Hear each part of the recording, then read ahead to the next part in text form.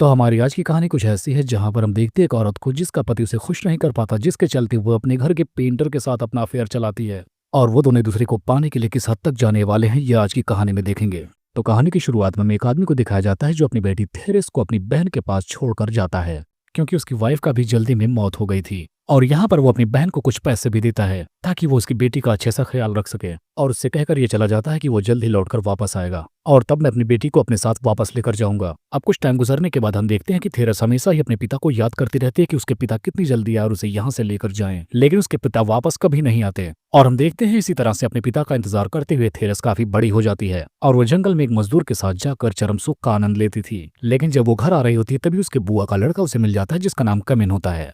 तब Therese cumin से कहती कि मुझे किस करो। यहाँ पर कमन थेरेस का इरादे समझ नहीं पाता और उसके गाल पर किस करने लगता है। तब थेरेस कहती है इस तरह से नहीं बल्कि तुम मेरे होठों को चूम कर किस करो। तभी वहां पर कमिन की माँ आती है और थेरेस को बताती है तुम्हारे पिता अब इस दुनिया में नहीं रहे। कुछ टाइम बाद हम देखते हैं कमिन को पेरिस में जॉब मिल जाती है, इसीलिए वो सब जल्द ही पेरिस में शिफ्ट होने वाले थे।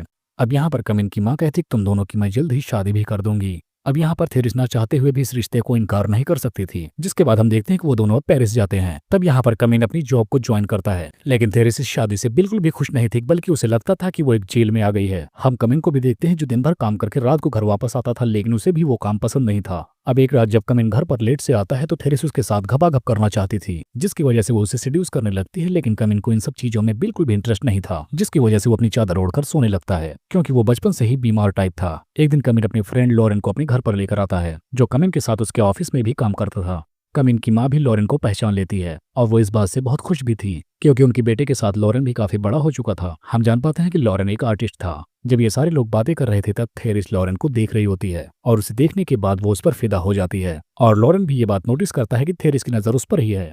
अब जब लॉरेन पेंटिंग कर रहा होता है तब थेरेस जाकर उसके पास बैठी होती है और बस एकटक उसे ही देखी जा रही होती है। तभी कमिन को कोई जरूरी काम आ जाता है, जिसकी वजह से थेरेस और लॉरेन अकेले रह जाते हैं। कमिन के जाते ही लॉरेन थेरेस से कहता है कि तुम अपना सब कुछ जल्दी से उतारो। थेरेस भी लॉरेन पर फिदा थी, इसलिए वो बोलती कि हमारे पास बहुत कम ही टाइम है, इसलिए तुम जल्दी से जो कुछ करना है करो। और मौके का फायदा उठाकर ये दोनों भरपूर रोमांस करते हैं और बस यहीं से इनका फेयर स्टार्ट हो जाता है। और तब से इन दोनों को जब भी मौका मिलता ये दोनों शुरू हो जाते थे और इस तरह से ये दोनों काफी ज्यादा खुश रहने लगे थे। थेरेस हर बार कुछ न कुछ बहाने बना लेती थी और लॉरेन के पास जाकर अपना बजवाती थी। इस वक्त थेरेस लॉरेन के प्यार में इतना पागल थी कि वो उससे कहती है कि तुम मुझे पहले क्यों नहीं मिले। अब धीरे धीरे कमिन को थेरेस पर शक होने लगता है। एक रात कमिन थेरेस के साथ घपाघप करता है, लेकिन थेरेस को कमिन के साथ जरा सा भी मजा नहीं आता। अब रात होने के बाद कमिन थेरेस को बताता है कि वो सुबह ही गांव वापस लौटने वाला है। तब थेरेस जाकर ये बात लॉरेन को बताती है। वो यहाँ पर लॉरेन से कहती है कि मैं तुम्हारे बिना नहीं जी पाऊंगी। तब लॉरेन थेरेस को समझाता है कि कमिन को हमारे रास्ते से हटाने का बस एक ही रास्ता है, हम उसे बहुत आसानी से मार देंगे। लेकिन उसकी ये बात सुनकर थेरेस डर जाती है। तब लॉरेन उसे समझाता है कि हम उसे इस तरह से मारेंगे कि यह सारी घटना एक एक्सीडेंट लगेगी।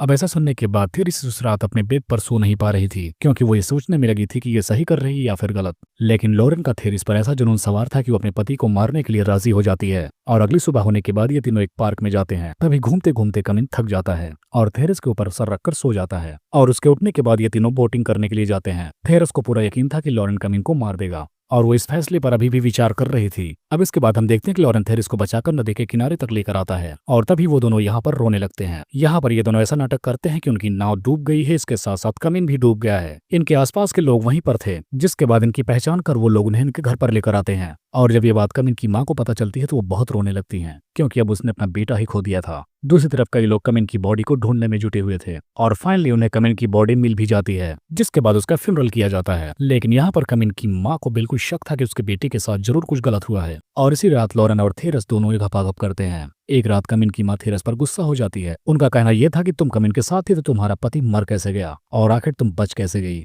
कमिन को लगभग मरे 8 महीने हो चुके थे, लेकिन उसकी माँ अभी भी इस गुस्से में थी कि कमिन अपनी मौत तो नहीं मरा है। लेकिन अगले ही पल वो थेरेस को सॉरी भी बोलती हैं, लेकिन वो इस बात से बिल्कुल बेखबर थी कि जिसे वो अपने गले से लगा रही हैं वही उसके बेटे का कातिल है। दूसरे रात हम देखते हैं थेरेस अब अपने बिस्तर पर सो नहीं पा रही थी और उसे रात रात भर डरावने सपने आने लगते हैं। यहाँ पर हम देखते हैं कहीं ना कहीं थेरेस को इस बात का पछतावा हो रहा था कि उसने गलत किया है। वहीं दूसरी तरफ लॉरेन का भी यही हाल था, वो भी कई महीनों से सो नहीं पा रहा था और अब वो काफी ज्यादा डरा हुआ भी था, इसीलिए आज रात वो थेरेस के पास ही सोना चाहता था। तब यहाँ पर थेरेस लॉरेन से कहती चलो हम दोनों यहाँ से भाग चलते हैं, लेकिन लॉरेन कहता है कि तुम्हारा यही घर है, तुम इस घर की मालकिन हो, तुम्हें यहीं पर रहना चाहिए। तब थेरेस उसे बताती है कि ये सारा सब कुछ अभी भी कमिन की माँ के नाम है। तब लॉरेन उसे समझाता है कि तुम उसकी याद में पागल होने का नाटक करो, उन्हें लगना चाहिए कि तुम अपने पति के लिए बहुत ज्यादा परेशान हो। जिसके बाद से अब थेरेस अपना नाटक शुरू कर देती है और ऐसा होते हुए थेरिस की माँ और उसके साथी सुन लेते हैं और वो कमिन की माँ को समझाते हैं कि थेरिस की अब शादी कर देनी चाहिए, क्योंकि अगर उसकी शादी कर दी जाती है तो वो खुश रहने लगेगी। और वो लोग ये भी बताते हैं कि उसके लिए लॉरेन ही बिल्कुल सही रहेगा, जिसके बाद से उसकी माँ ये बात मान लेती हैं और वो ये सारी बातें लॉरेन और थेरेस को बताती हैं। जिसके बाद हम देखते हैं कि वो इन दोनों की शादी भी करा देती हैं। अब शादी की रात को लॉरेन कहता है कि ये वही रात है जिसका हम बहुत ही बेसब्री से इंतजार कर रहे थे,